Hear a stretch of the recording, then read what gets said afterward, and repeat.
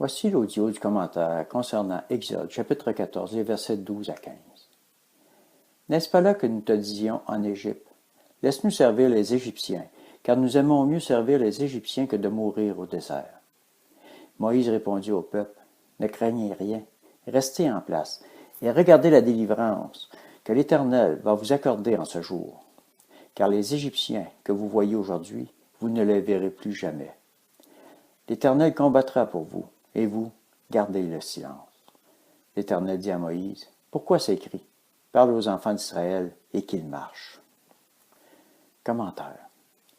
Voici un ordre de l'Éternel qui semble à première vue difficile à exécuter lorsque les épreuves de la vie nous écrasent. Gardez le silence. Au lieu de se plaindre et gémir à tous et chacun, l'Éternel te dit, garde le silence. Psaume, chapitre 37, les versets 5 à 7. Remets ton sort à l'Éternel, confie-toi en lui, et c'est lui qui agira. Il fera paraître ta justice comme la lumière, et ton droit comme le soleil à son midi. Garde le silence devant l'Éternel, et attends-toi à lui. Ne t'irrite pas contre celui qui réussit dans ses voies, contre l'homme qui accomplit de mauvais desseins. Ça, c'est la foi envers celui qui peut au-delà de ce que tu peux penser, mon frère, ma sœur. Ne regarde pas les Égyptiens qui t'attaquent, mais regarde au Seigneur pour avoir délivrance et guérison. Psaume, chapitre 121, versets 1 et 2. Je lève les yeux vers les montagnes. D'où me viendra le secours? Le secours me vient de l'Éternel, qui a fait les cieux et la terre. Combien de fois regardons-nous à droite et à gauche pour avoir telle et telle chose? Et après cela, on dit que le Seigneur n'agit pas. Proverbe, chapitre 4, verset 27. Ne dévie ni à droite ni à gauche. Écarte ton pied du mal. De regarder ailleurs pour chercher du secours, n'est-ce pas une offense au Seigneur qui a tout pris à la croix pour nous libérer? Lorsque nous regardons à lui, le faisons-nous d'un cœur sincère, ou si nous nous fabriquons, cherchons des moyens d'en sortir, au cas où le Seigneur ne serait pas au rendez-vous? N'est-ce pas regarder à droite et à gauche? N'est-ce pas là manquer de confiance? N'est-ce pas là faire passer le Seigneur en deuxième place? Et après cela, on dit, « Pourquoi, Seigneur, tu n'as pas répondu? » Moi, je te dis, mets ta confiance, une confiance totale dans le Seigneur. Crois seulement. Luc, chapitre 8, verset 50.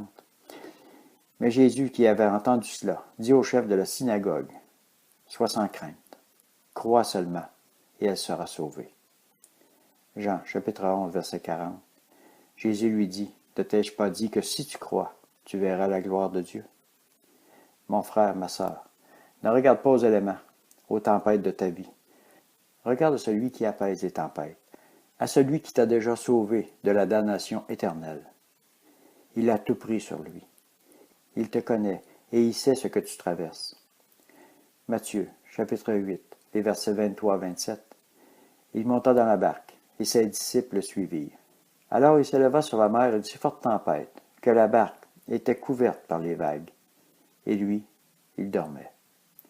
Les disciples s'approchèrent de lui et le réveillèrent, en disant, « Seigneur, sauve-nous, nous périssons. » Il leur dit, « Pourquoi avez-vous peur, gens de peu de foi? » Alors il se leva, menaça les vents et la mer, et un grand calme se fit.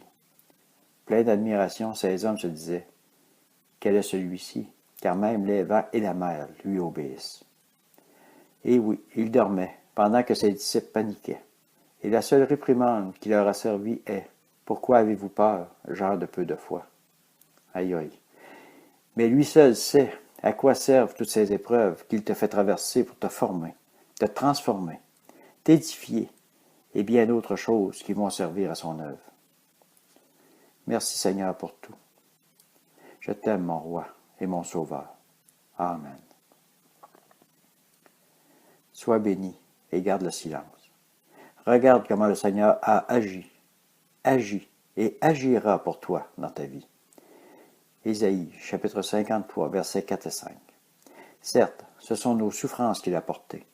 C'est de nos douleurs qu'il s'est chargé. Et nous l'avons considéré comme atteint d'une plaie, comme frappé par Dieu et humilié.